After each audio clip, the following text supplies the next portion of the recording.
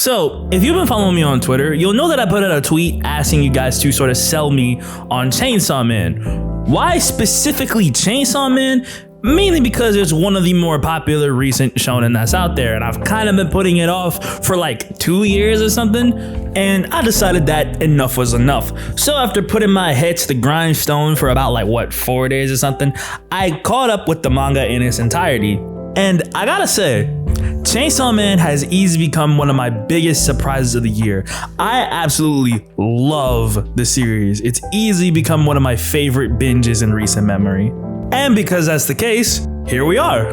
I want to use this video to sort of give my thoughts on Chainsaw Man as a whole. Given that I went from purposefully avoiding the series almost to actually liking it now. It's weird, right? But yeah, of course, this video will contain spoilers for parts 1 and 2 of the Chainsaw Man manga. But with all that being said, let's get into it. So for starters, I think that Chainsaw Man is one of those series where it's very 50-50 on how you perceive it. What I mean is that it's really either you like it or you don't like it, and there's really no in-between to it. There are many reasons for this, and one of them is, of course, the pacing of the series. For those unaware, Chainsaw Man moves at an extremely fast pace, a pace that really doesn't give you that much time to breathe between arcs and kind of just jumps into them without hesitation. There's a reason that Chainsaw Man pacing is a legitimate term that people use to not only describe this series, but other series like it that also have fast pacing, and yet, in spite of all that, I enjoy Chainsaw Man's breakneck pacing. You could even say that I invite it. As a fan of the earlier portions of Jujutsu Kaisen, Chainsaw Man is very reminiscent to it in many ways, albeit with much faster pacing, but at the end of the day, both of them are very similar to each other, and I feel that if you really appreciate the earlier aspects of Jujutsu Kaisen, then Chainsaw Man will appeal to you in that same sense. And this isn't, of course, to say that Chainsaw Man doesn't focus on anything outside of action. I would say that part 1 has a lot more action than part 2, but as a whole, Fujimoto does take his time to appreciate the much smaller aspects of life and the themes that he tries to convey in the story. And I feel that, in a way, Chainsaw Man's breakneck pacing helps you to appreciate the much smaller moments. At its core, Chainsaw Man is a series about relationships, and really, it's a series that is rooted deeply in its belief about appreciating the mundanities of life. One cannot truly learn to appreciate the more finite and ephemeral elements of life until something happens that changes your perspective on those things and threatens the security of your lifestyle, and Chainsaw Man has this in bunches. And this theology is reflected really well in the cast of Chainsaw Man. And really, I don't want to speak too much about the overall cast of Chainsaw Man as a whole, because I feel like I really want to do dedicated videos on some of the characters themselves, but as a whole, I really love the cast of Chainsaw Man. The one character I feel like I should mention is the titular antagonist of part 1, Makima. Now, the perception of Makima as a character is something that has been skewered for very specific reasons, but as a whole, Makima is easily one of the most entertaining modern shonen antagonists I've personally seen. Seeing everything that Makima did throughout the course of part 1 to give Denji the normal life he always dreamed of, and then breaking it all down in order to crush Denji's spirit for the sake of her own plans, was so demonic and yet strangely entertaining. And Makima stood on business about what she did to Denji too. She did not back down from her beliefs. Her relationship with Denji is one of the strongest dynamics throughout all of part 1 and one of the biggest selling points of Chainsaw Man's overall themes. The relationship that Makima has with Denji continues into part 2 as well, albeit in a much different way, as by the end of part 1, Makima is reborn as Nayuta, a young girl with no memories as to what she did as Makima, and Denji essentially becomes her legal guardian.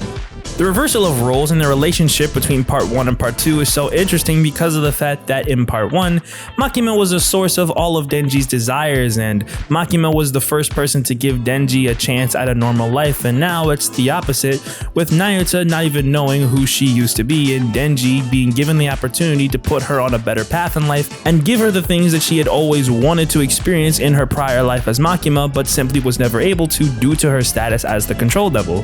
What was once an extremely toxic toxic relationship dominated by codependency has now become something that is truly genuine between both Nayuta and Denji. Not only is Nayuta extremely protective of Denji, but she's also one of the only people capable of supporting him as his life is currently spiraling out of control in part 2.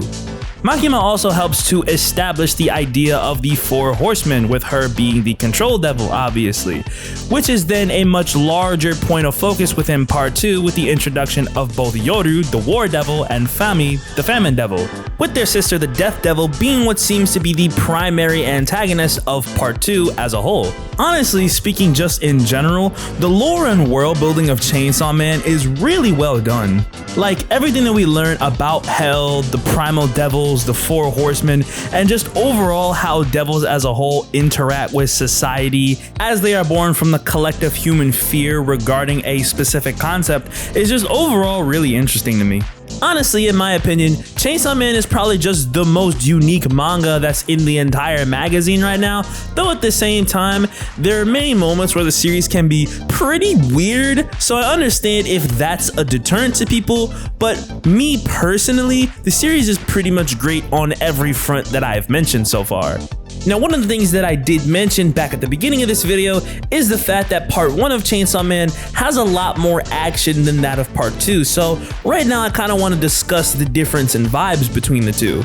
While part 1 was a lot more gritty as it was from Denji's perspective, since he was the main character of part 1, part 2 is much different in comparison to this, because even though the series is still gritty just like part 1 was, and it keeps you on your toes just like part 1 did, you can definitely tell that in part 2, Fujimoto has placed a lot more emphasis on character interactions rather than simply just things happening all at once.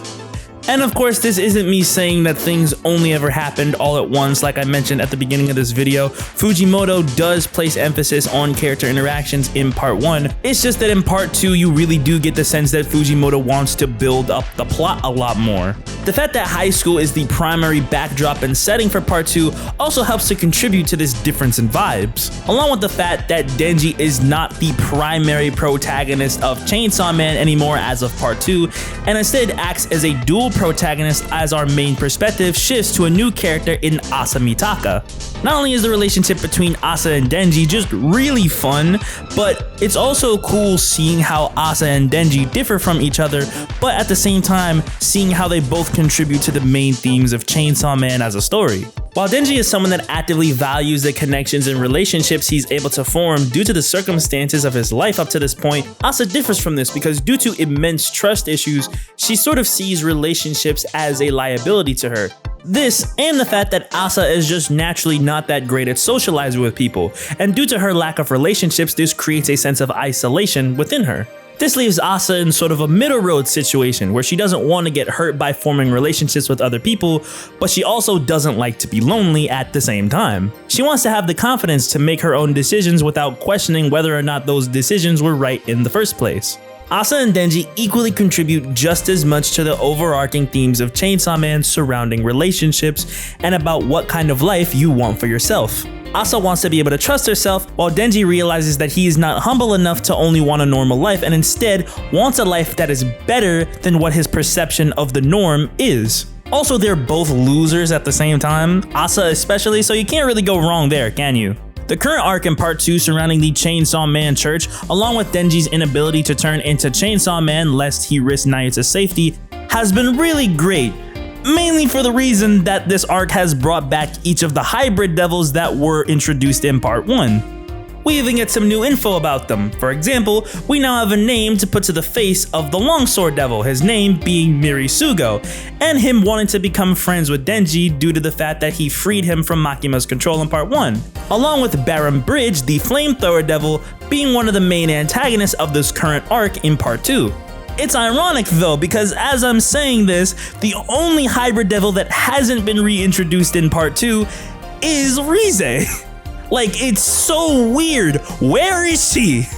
If you couldn't tell, she's my favorite character, so yeah, I just really want her back, Fujimoto, please. But yeah, part 2 has been a really great follow-up to part 1 so far, and overall, I really love Chainsaw Man as a series. Like I mentioned at the beginning of the video, it's easily become one of my favorite binges of the year, but I do understand if this series is not for everyone, because Fujimoto's writing style, while extremely quirky and very unique, can sometimes be a turnoff depending on how you look at media. I personally love it though, since he uses this uniqueness of his to communicate some very heavy-hitting themes. That's gonna be it for me though. Let me know in the comments below, how do y'all feel about Chainsaw Man, and kind of let me know who your favorite characters are, this, that, and the third. Thanks for watching though, and I'll talk to y'all later.